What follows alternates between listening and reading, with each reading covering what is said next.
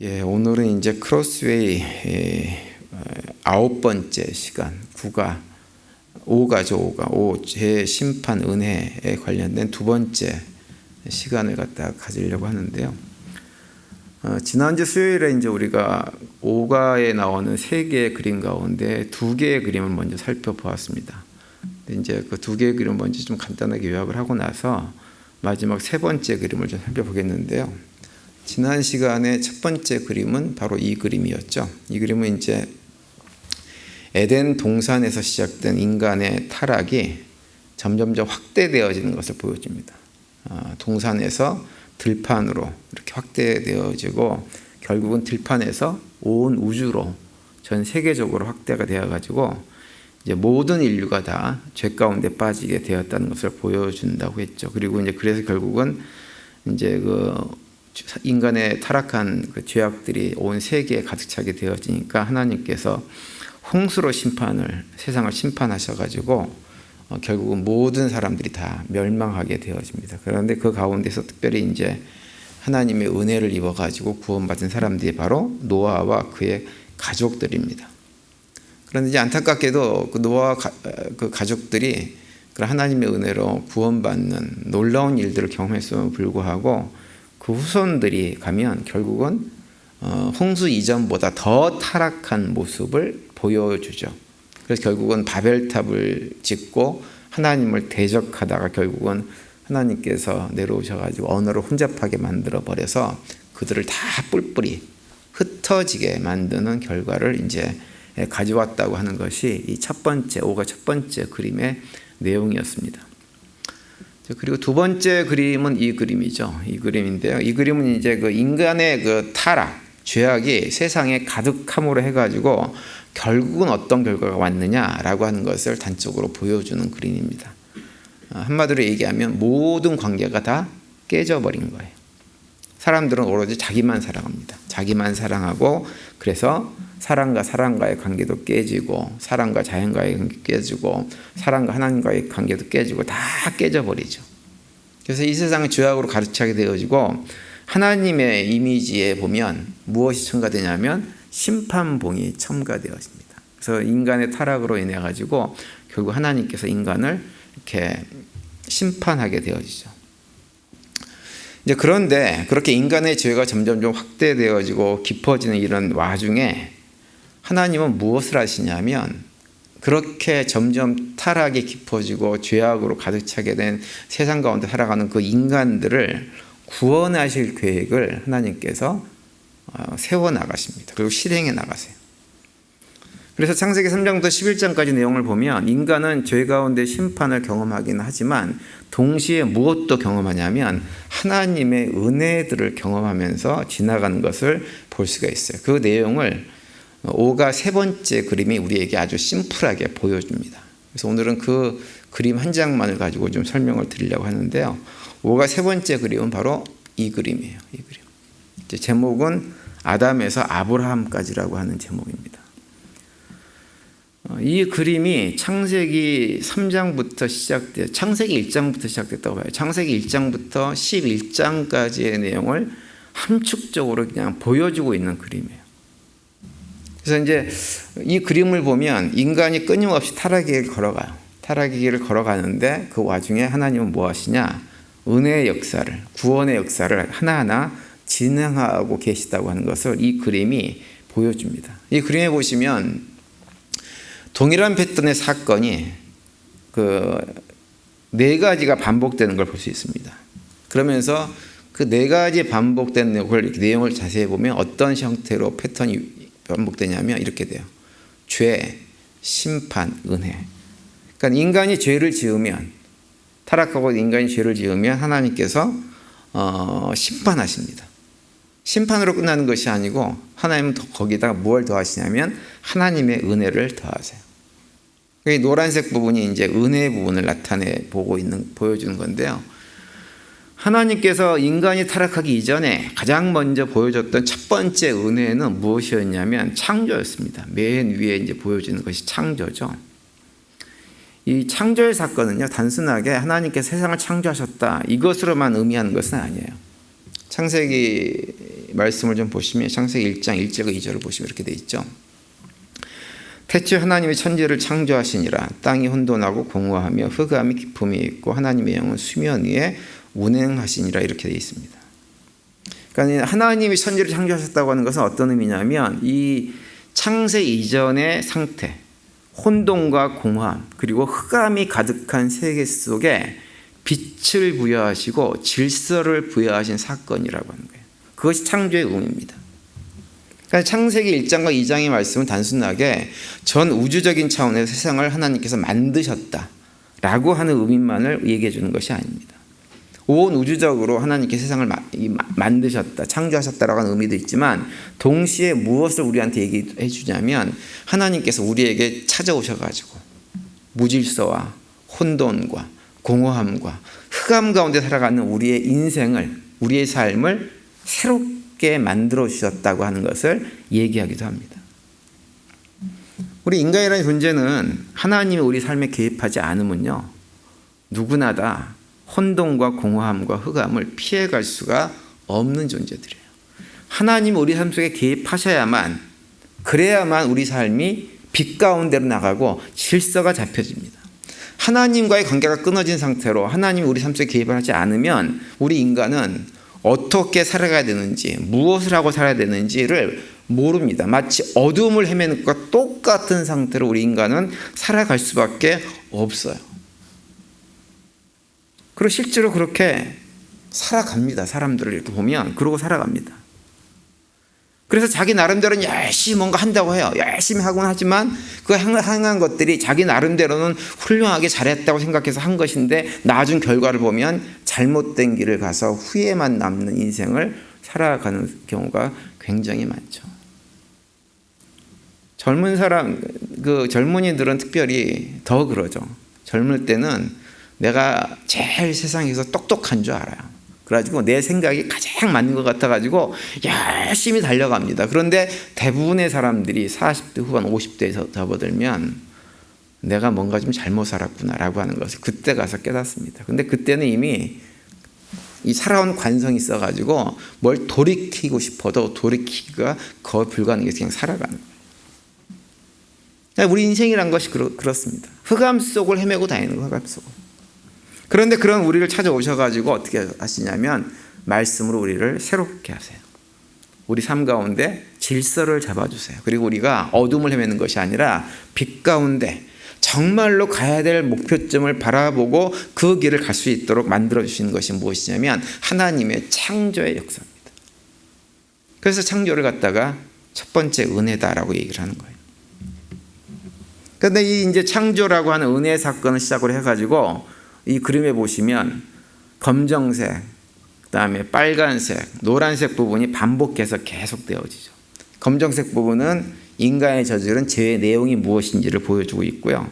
빨간색 부분은 하나님께서 어떻게 그 죄진 인간들을 심판하셨는지를 보여주고 있고, 노란색 부분은 하나님께서 심판 가운데서도 어떠한 은혜를 우리 인간들에게 부여해 주셨는지를 이렇게 보여주고 있는 내용입니다.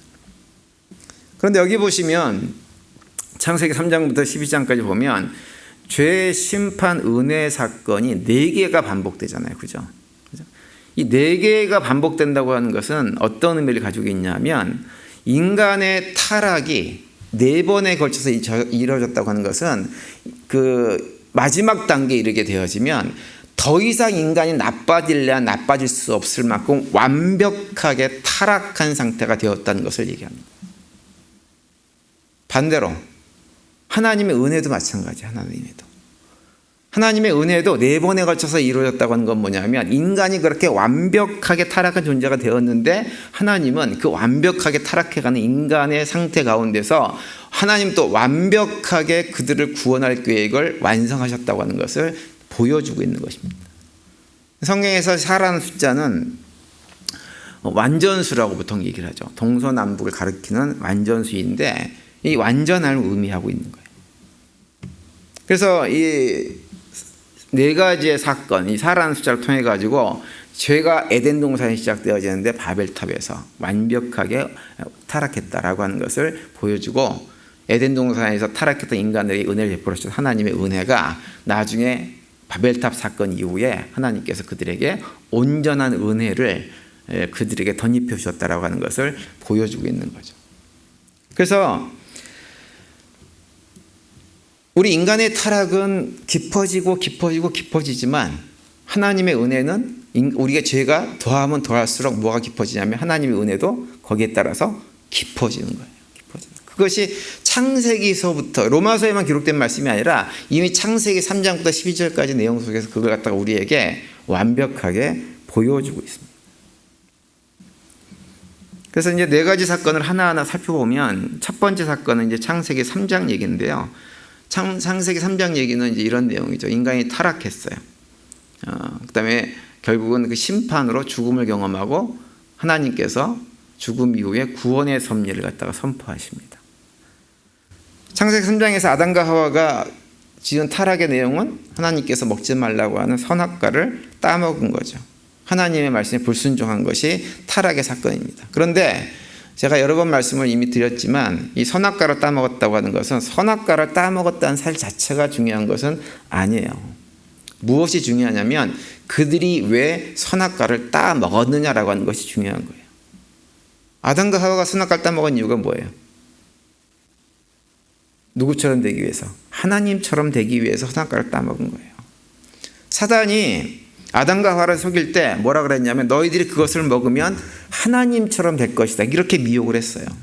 창세기 3장 5절에 보면 그 내용이 나오죠. 너희가 그것을 먹는 날에는 너희 눈이 밝아져 하나님과 같이 되어 선악을 알 줄 하나님이 아심이라. 너희들이 하나님처럼 될까봐 하나님이 그걸 알고 너희들한테 먹지 말라고 한 거야. 이렇게 얘기를 했어요. 근데 아담과 하와가 그 얘기를 딱 듣고 나서 그 다음에 선악과를 보니까 어떻게 됐어요? 그 선악과가 먹음직도 하고 보암직도 하고 정말 하나님처럼 지혜롭게 할 만큼 나를 그렇게 만들어줄 만큼 탐스럽게 그 과일이 딱 보여가지고 어떻게 했어요? 그걸 딱 따먹어버린 거예요. 그러니까 선악과를 따먹었다. 하나님 말씀에 불순종했다. 이게 중요한 게 아니에요.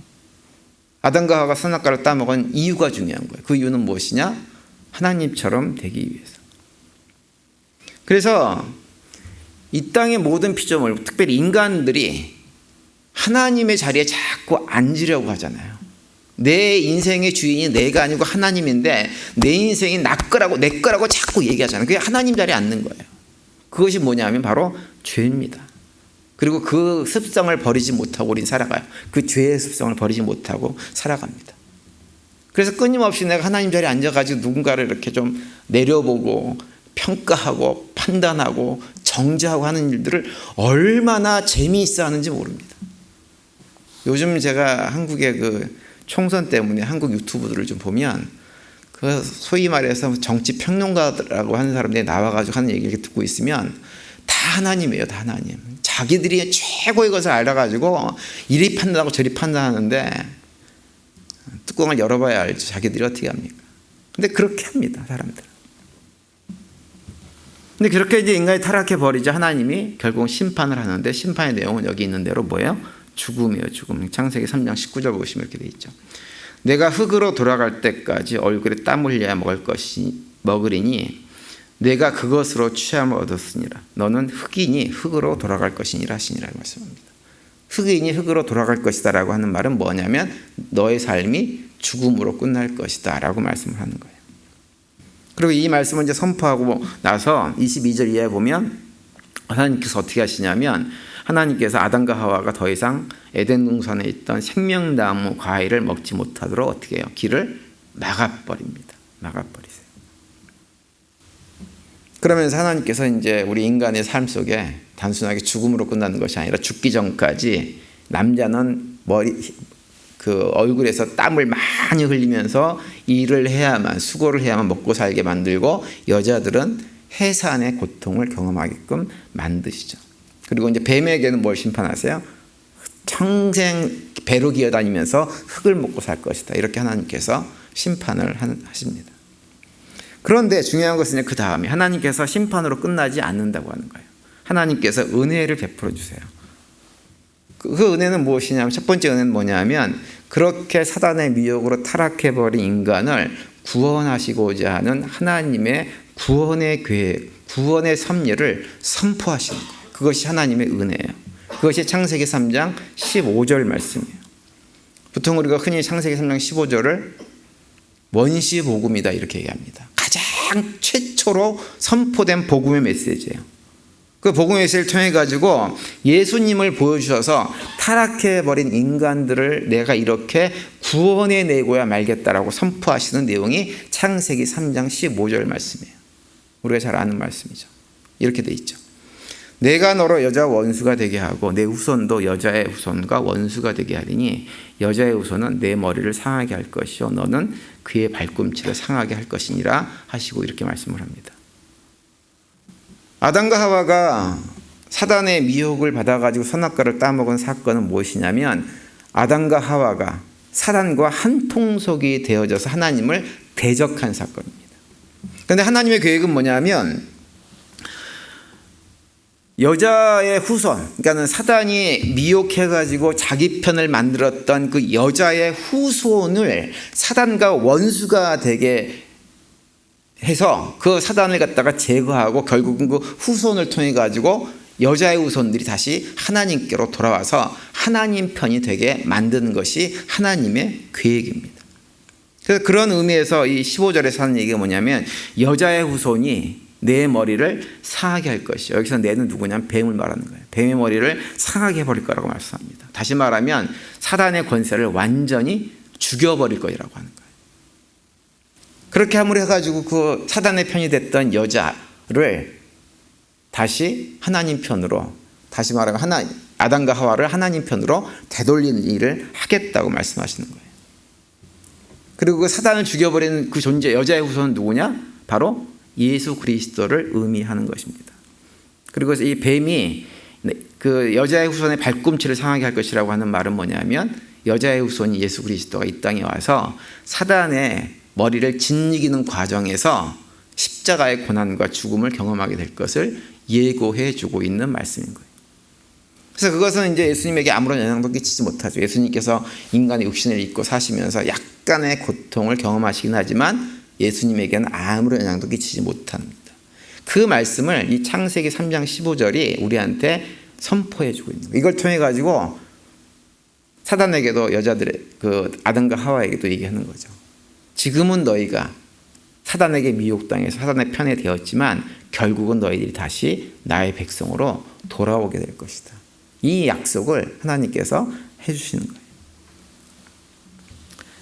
제가 여러 번 말씀드렸지만 성경에서 여자는요 이스라엘을 상징하는 존재입니다. 그래서 이사야 같은 데 보면 이사야서 66장 같은 데 보면 이스라엘 백성들은 무엇으로 많이 언급하냐면 해산하는 여인이다 이렇게 표현을 많이 해요. 해산하는 여인. 해산하는 여인들은 다 우리 교회, 하나님 백성들, 이스라엘 백성들을 의미하는 거예요. 여러분 구원이라고 하는 것을 한마디로 얘기하면 뭘까요?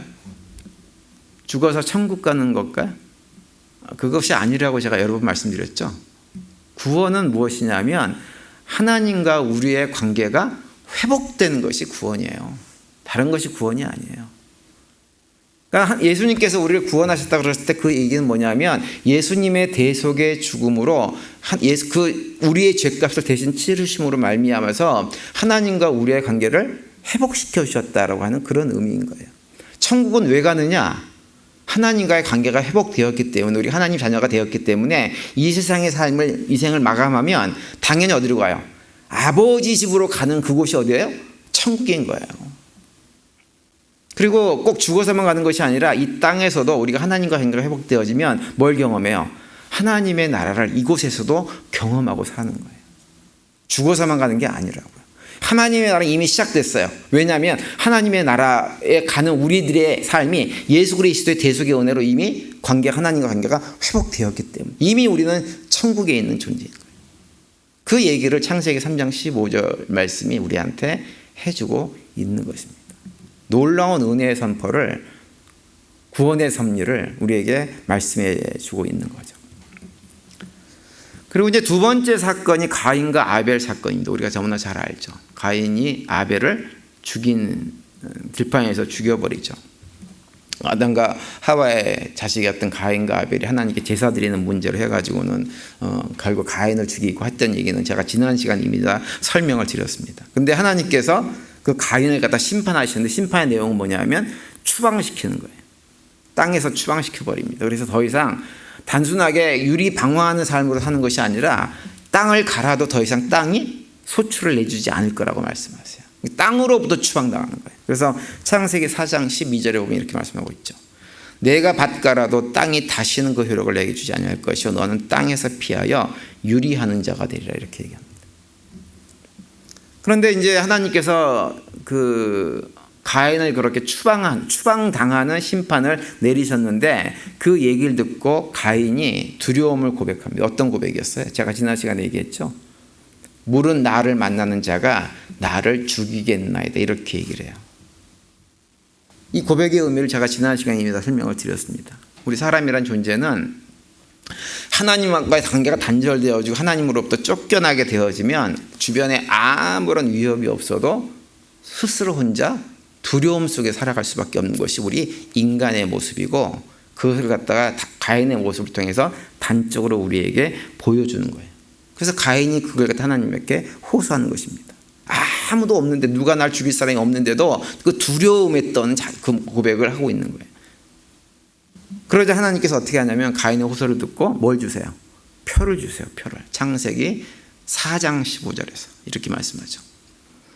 여호와께서 그에게 이르시되 그렇지 아니하다. 가인을 죽이는 자는 벌을 7배나 받으리라 하시고 가인에게 표를 주사 그를 만나는 모든 사람에게 죽임을 면하게 하시니라 이렇게 말씀을 하고 있어요.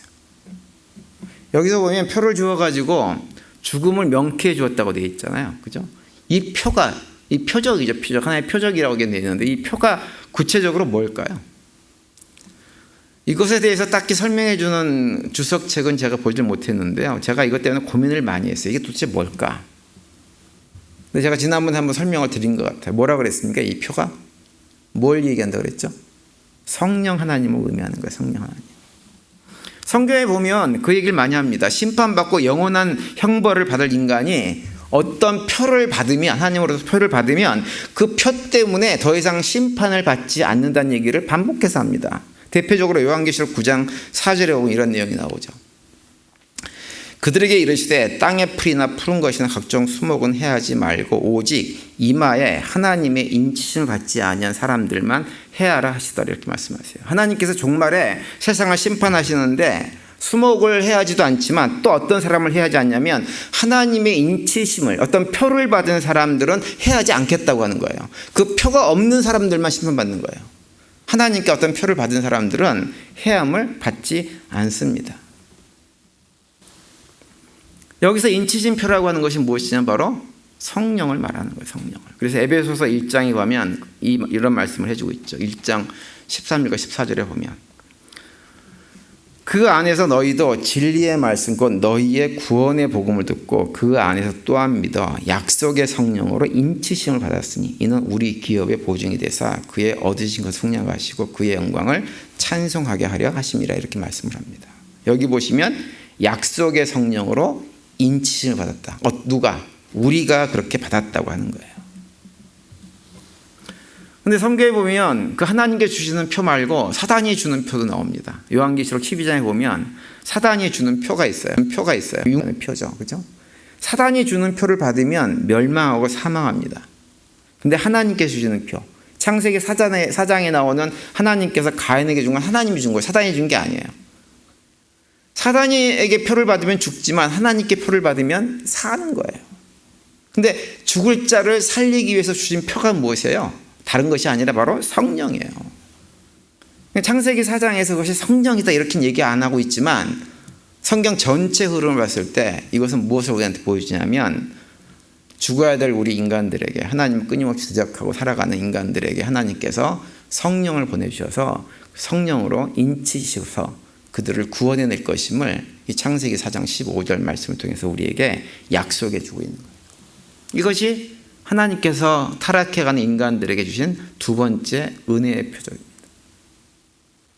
그리고 세 번째 사건은 이제 인간의 죄가 점점 깊어져가지고 확대되어가지고 온 세계적인 혼란이 죄악으로 가득 찬 세상이 되어져 버리고 말죠. 그래서 이제 지난 시간에 얘기했던 것이 혼란의 내용이 뭐냐. 하나님의 아들들과 사람의 딸들이 결혼했다고 하는 것을 말씀드렸잖아요. 그죠? 그러면서 하나님의 아들들과 사람의 딸들이 누구인지도 설명을 드렸죠. 기억하시죠? 그죠? 하나님의 아들들은 누구예요? 셋의 후손들. 사람의 딸들은 누구예요? 가인의 후손들 얘기하는 거예요. 그런데 하나님의 아들들과 사람의 딸들이 하나님의 아들들이 사람의 딸들의 아름다움, 외적인 아름다움, 내면적인 아름다움이 아니에요. 영적인 아름다움이 아니에요. 겉모습의 아름다움을 보고 그들과 결혼했다고 하는 것은 무엇이냐면 셋의 후손들, 믿음의 사람들도 세상과 짝이 되어서 완전히 타락했음을 보여준 사건이 하나님의 아들들과 사람의 딸들이 결혼했다고 하는 표현으로 말씀을 하고 있는 것입니다. 그래서 결국은 그것을 통해 가지고 온 세상에 죄가 가득 차게 되었다는 것을 보여주죠. 그래서 결국 하나님께서 창조하셨던 모든 것들을 다 심판하기로 결정을 내리십니다. 창세기 6장 6절과 7절 보시면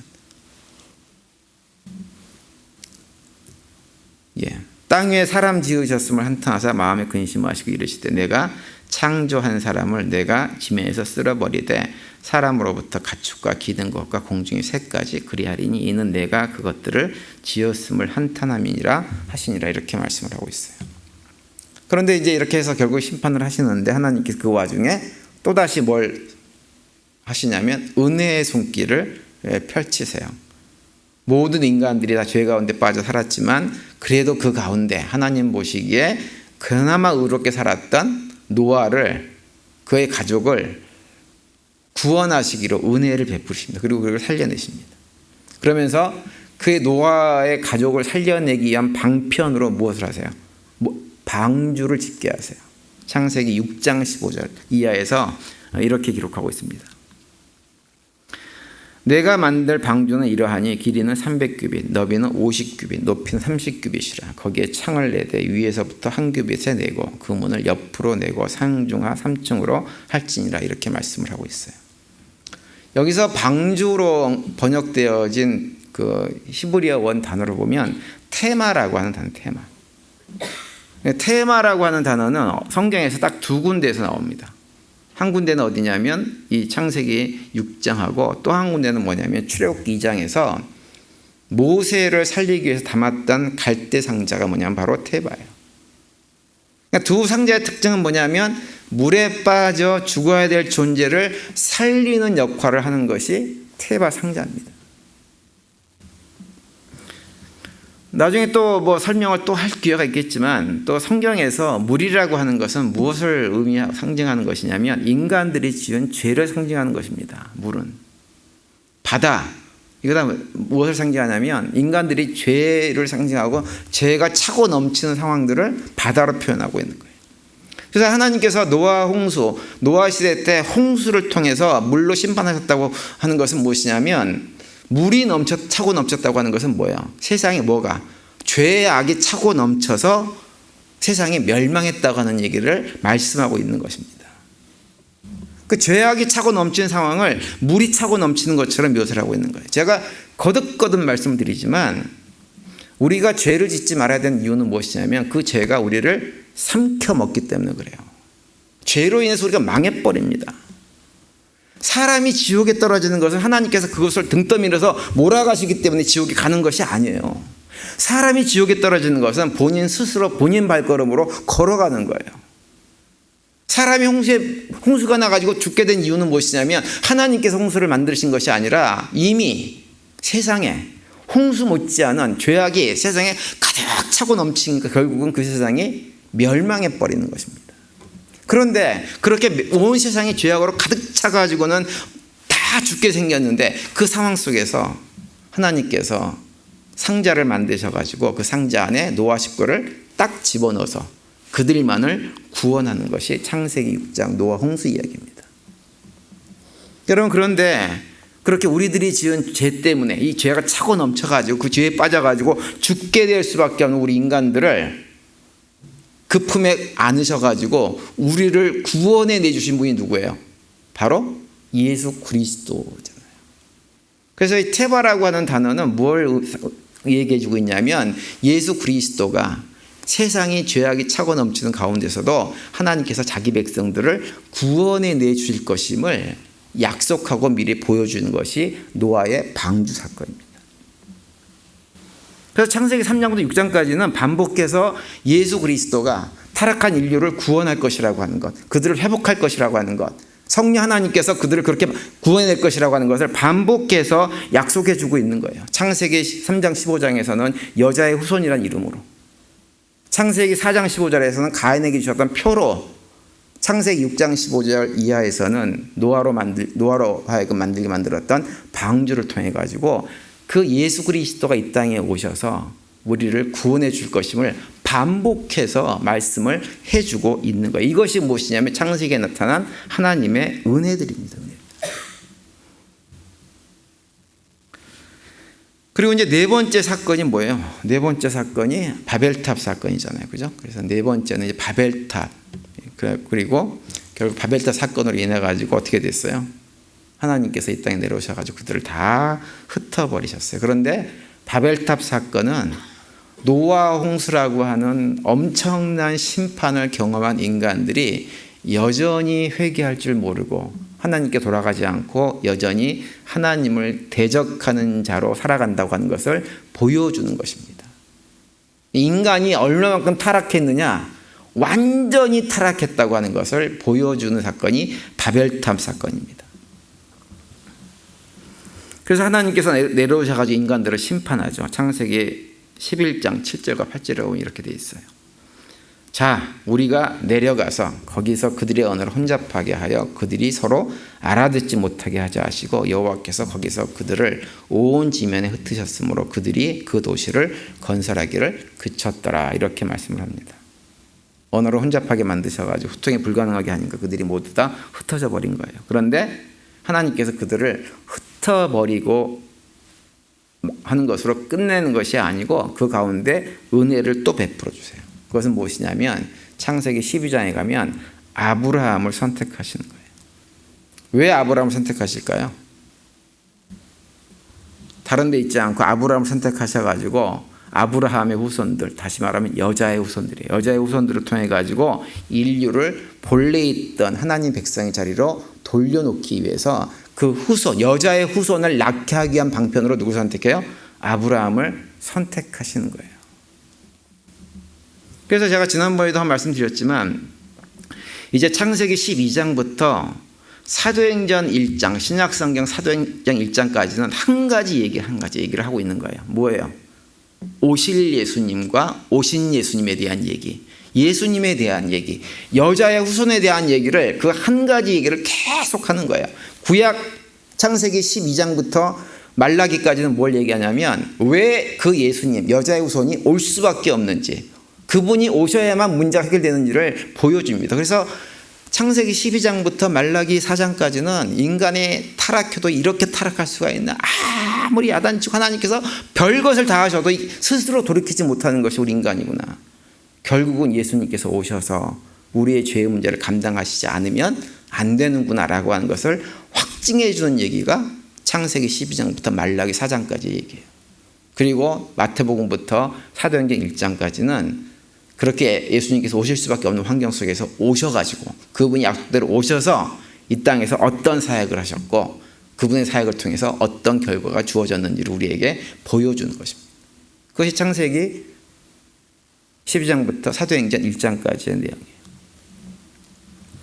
그래서 이제 제가 지난번 그 주일 예배 설교할 때 말씀드렸지만 사도행전 2장에서 성령 강림 사건이 일어나고 막 방언을 하잖아요. 그죠? 방언을 하고 성도들이 한 공동체를 이루고 서로가 대화가 소통이 되고 이렇게 되어지는 것은 무엇이냐면 바로 이 바벨탑 사건에서 일어났던 하나님의 심판이 온전하게 다시 원래대로 회복되었음을 보여주는 것이라고 제가 말씀을 드렸습니다. 그래서 이 바벨탑 사건, 창세기 11장에 있었던 사건으로 인해서 심판받았던 인간이 다시 회복되는 것을 출발점으로 해가지고 다시 원래 자리로 되돌아가는 거예요.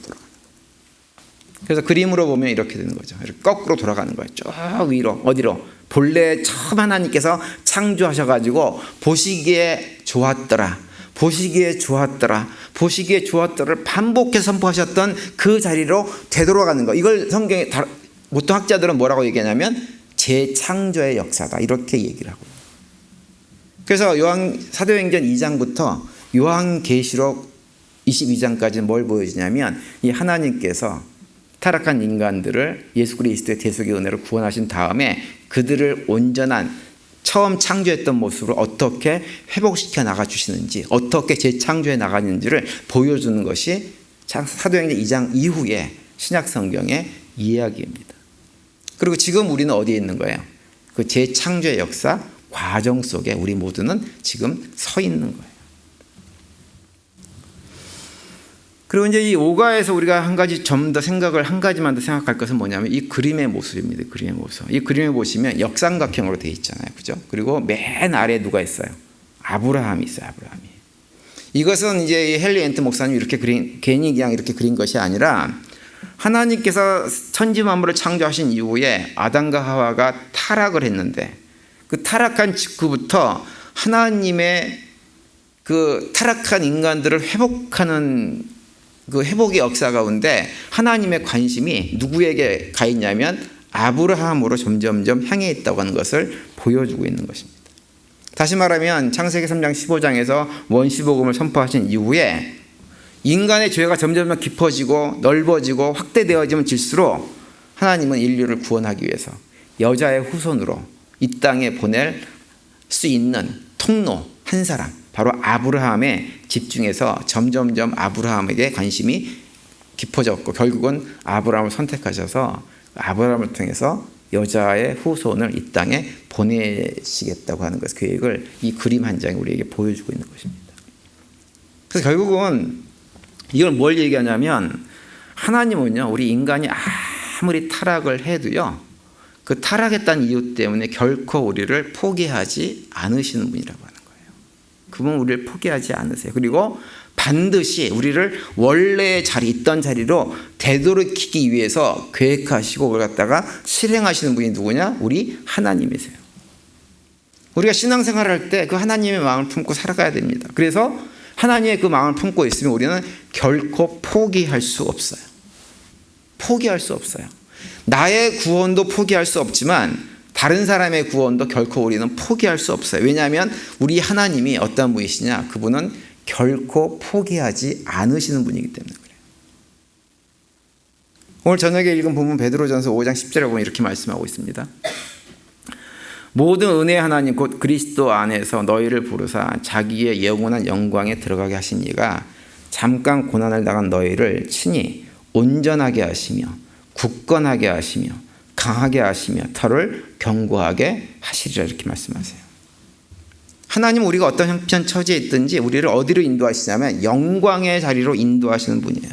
그래서 우리를 온전하고 굳건하고 강하게 하시고 견고하게 만들어 가시는 분이 누구냐? 우리 하나님이세요. 그렇기 때문에 우리는 어떤 처지 형편에 있다 하더라도, 설령 내가 생각할 때는 다 망했다 싶은 생각이 드는 자리에 있다 하더라도 우리는 결코 포기하지 않는 거예요. 집을 나간 탕자가 돼지우리에서 주업열매도 먹지 못하고 모든 것이 다 망한 것처럼 보이는 그 순간에도 아버지의 마음을 알았던 그 탕자가 아버지에게로 돌아갔던 것처럼 우리는 결코 포기하지 않는 하나님을 기억하면 우리가 어떤 자리에 떨어져도 돌아갈 수 있습니다. 돌아가면 어떻게 돼요? 모든 문제는 다 해결이 되는 거예요. 오늘 보면 12절 끝에 보시면 너희는 이 은혜에 굳게 서라, 이렇게 말씀하세요. 그래서 우리 성도님들도 그 하나님의 은혜 위에 굳게 서서 신앙생활을 할 수 있게 되기를 간절히 바랍니다. 그래서 아무리 우리 삶 속에 어렵게 문제가 있고 내가 영적으로 무너져서 한심해 보이고 답답해 보이고 다 끝났다, 내가 무슨 예수 믿는 사람이냐 막 스스로 자책되는 이런 일이 있다고 해도 포기하지 마시고 포기하는 믿음으로 하나님을 바라보면서 굳건한 믿음의 길을 담대하게 걸어간 우리 모두가 될 수 있게 되기를 바랍니다. 그래서 그 가운데 우리 가운데 일하시는 하나님을 더욱더 새롭게 만나는 남은 한 주간의 시간들이 될 수 있게 되기를 간절히 축원을 드립니다. 기도하시겠습니다. 사랑과 은혜 아버지 하나님께 감사와 찬송을 올려드립니다. 우리 인간들을 불쌍히 여기셔서 우리가 하나님의 사랑과 은혜를 배반하고 반복해서 죄를